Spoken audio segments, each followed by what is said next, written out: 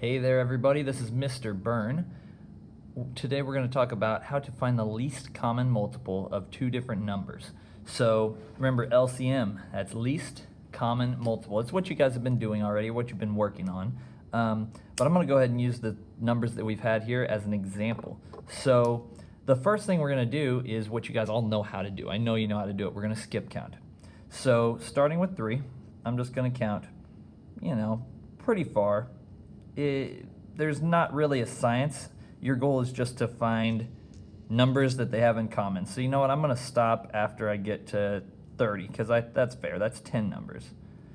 So count on up, double check and make sure that you're good there. Now I'm going to count by 5s. That's easy too. 5, 10, 15, 20, 25. Now some of you guys might be like, well, I already see some in common. Well, great. That's the CN least common multiples.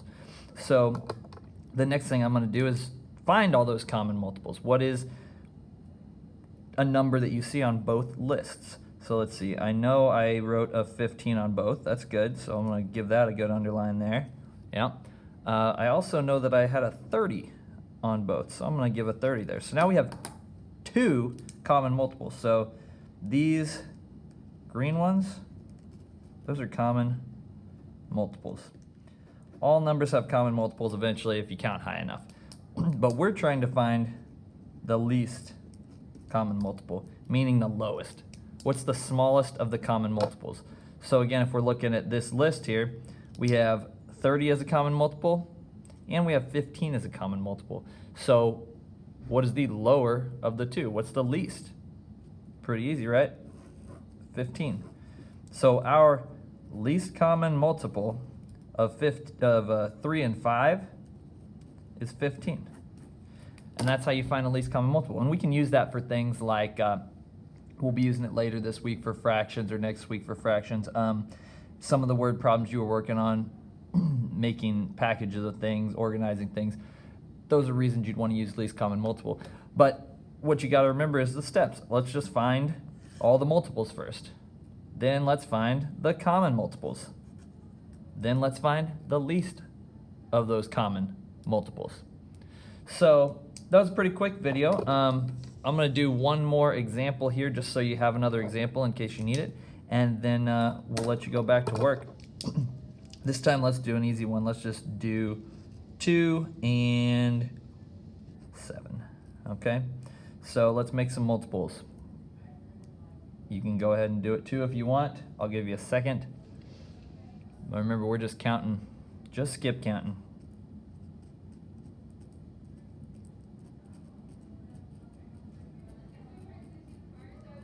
Again, I'm going to go up to 20. I think that'll be a good spot to stop. Let's go 7s here. 7, 14, 21, 28, 35, 42.